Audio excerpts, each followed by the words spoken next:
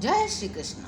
मैं संध्या शर्मा श्री कृष्ण कथा में आप सभी कृष्ण भक्तों का स्वागत करती हूँ। राजा जरासंध की मुक्ति। एक दिन भव्य सभा में माननीय व्यक्ति, नागरिक, मित्रगण, संबंधी, ब्राह्मण, क्षत्रिय एवं कई वैश्यगण उपस्थित थे। महाराज युधिष्ठिर ने भगवान श्री कृष्ण को इस प्रकार संबोधित किया। मेरे प्रिय श्री कृष्ण, राजसूय नामक यज्ञ सम्राट द्वारा संपन्न किया जाता है। इसे सभी यज्ञों का राजा माना जाता है। इस यज्ञ को संपन्न करके मैं सभी देवताओं को संतुष्ट करना चाहता हूँ। मैं यह भी चाहता हूँ आप कृपा पूर्वक इस महान कार्य में मेरी सहायता करें, जिससे उसे सफलतापूर्वक संपन्न किया जा सके। मैं श्री ब्रह्मा जी, शिव जी, स्वर्ग लोक के अन्य प्रमुख देवताओं को आमंत्रित करना चाहता हूँ।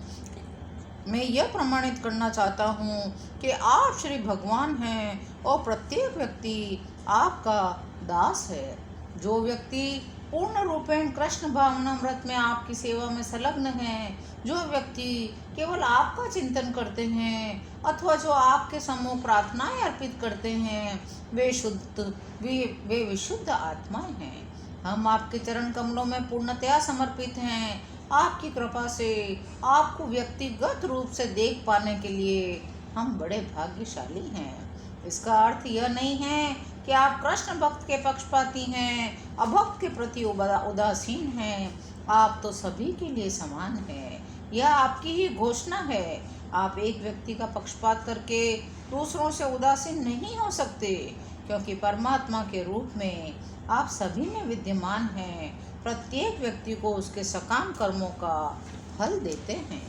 महाराज युधिष्ठिर के कथन सुनकर भगवान श्री कृष्ण ने उत्तर दिया, मेरे प्रिय महाराज युधिष्ठिर, हे शत्रुओं के हंता, हे आदर्श न्याय के प्रतिरूप, राजसूय यज्ञ को संपन्न करने के आपका निर्णय का मैं पूर्ण रूप से समर्थन करता हूँ। आपके पूर्वजों एवं देवताओं की यह इच्छा है कि आप इस यज्ञ को संपन्न करें। मेरा विचार है उससे प्रत्येक जीवात्मा को संतोष प्राप्त होगा। चूँकि यह आवश्यक है, अतः मैं आपसे निवेदन करता हूँ, सर्वप्रथम आप विश्व के सभी राजाओं पर विजय प्राप्त करें। इस महायज्ञ को संपन्न करने के लिए सभी आवश्यक सामग्री एकत्र कर लें।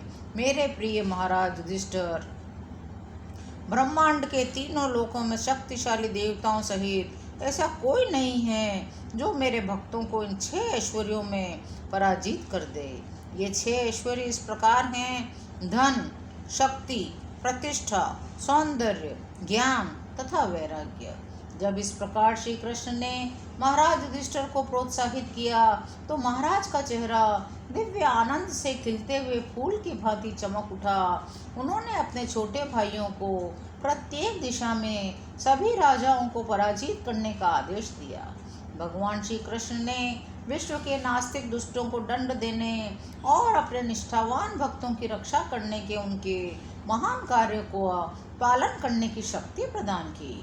अतएव भगवान श्री कृष्ण के संकेत से आश्वस्त होकर युधिष्ठिर महाराज ने अपने सबसे छोटे भाई सहदेव सहित संजय वंश के सैनिकों को आदेश दिया वे दक्षिण देशों को पराजित करें।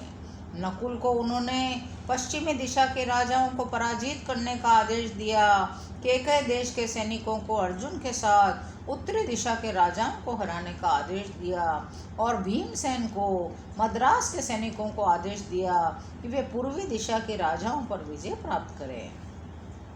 यह ध्यान रखने योग्य बात है, अपने भाइयों को विभिन्न दिशाओं में विजय प्राप्त करने के लिए भेजने के पीछे महाराज युधिष्ठिर का यह उद्देश्य नहीं था कि वे राजाओं पर हमला बोल दे। वास्तव में उनके भाई विभिन्न दिशाओं में राजाओं को महाराज युधिष्ठिर के द्वारा राजसूय यज्ञ को संपन्न करने के इरादे का समाचार देने गए थे। इस प्रकार राजाओं को यह सूचित किया गया कि यज्ञ को पूरा करने के लिए उन्हें कर देना होगा। राजा युधिष्ठिर का कर देने का अर्थ होता था कि उस राजा ने उनकी अधीनता स्वीकार कर ली है। इस प्रकार का कार्य करने के लिए किसी राजा द्वारा अस्वीकृति की स्थिति में ही युद्ध अवश्य भावी होता था। उनके भाइयों ने विभिन्न दिशाओं के राजाओं को पराजित कर दिया। उन्होंने पर्याप्त धन और उपहार एकत्रित कर लिए, जिन्हें लाकर महाराज युधिष्ठिर के सम्मुख प्रस्तुत किया गया। जब महाराज युधिष्ठिर ने सुना मगध के राजा जरासंध ने उनके प्रभुत्व को स्वीकार नहीं किया है, तो वे अत्यंत उद्विग्न हो उठे। महाराज युधिष्ठिर की उद्विग्नता देखकर भगवान श्री कृष्ण ने राजा जरासंध को पराजित करने के लिए उद्धव द्वारा निर्मित योजना की सूचना दी।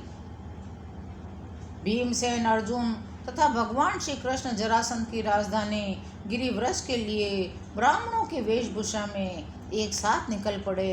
श्री कृष्ण के हस्तिनापुर जाने से पूर्व ही उद्धव ने यह योजना बनाई थी और अब उसे व्यवहारिक रूप दिया गया। राजा जरासंध एक कर्तव्यपरायण गृहस्थ था, ब्राह्मणों का अत्यंत आदर करता था। श्री कृष्ण, अर्जुन और भीमसेन वास्तव में क्षत्रिय थे, परंतु उन्होंने स्वयं ब्राह्मण का रूप धारण किया। वे राजा जरासंध के पास गए, जो ब्राह्मणों को आदर सत्कार करने वाला एवं दान देने वाला था।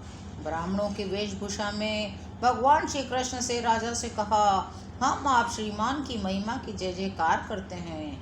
हम आपके शाही महल के 3 अतिथि हैं। हम बहुत दूर से आ रहे हैं। हम आपसे दान मांगने आए हैं।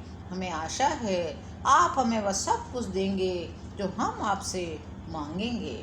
जब ब्राह्मण के वेश में श्री अर्जुन और श्री भीम के साथ श्री कृष्ण बोल रहे थे, तब जरासंध ने ध्यान दिया वे दोनों ब्राह्मण नहीं लग रहे थे।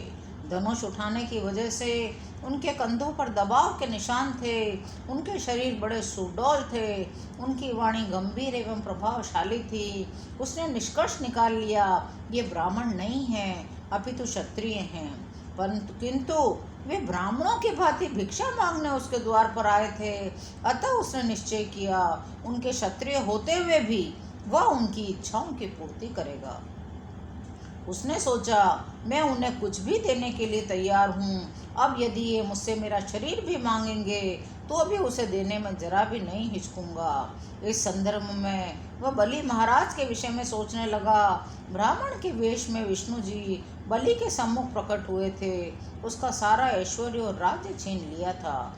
यद्यपि बलि महाराज को धोखा दिया गया था, तथापि जो सर्वस्व दान में दे सकता था, ऐसे महान भक्त के रूप में आज उनकी ख्याति का यशगान तीनों लोकों में किया जाता है। जरासंध ने सोचा, यह मेरा दृढ़ संकल्प है। यदि इस नाशवान शरीर को त्याग कर मैं अमर प्रसिद्धि प्राप्त कर सकता हूँ, तो मुझे उस उद्देश्य के लिए कार्य करना ही चाहिए। वास्तव में ब्राह्मणों को दान देने में जरासंध अत्यंत उदार था।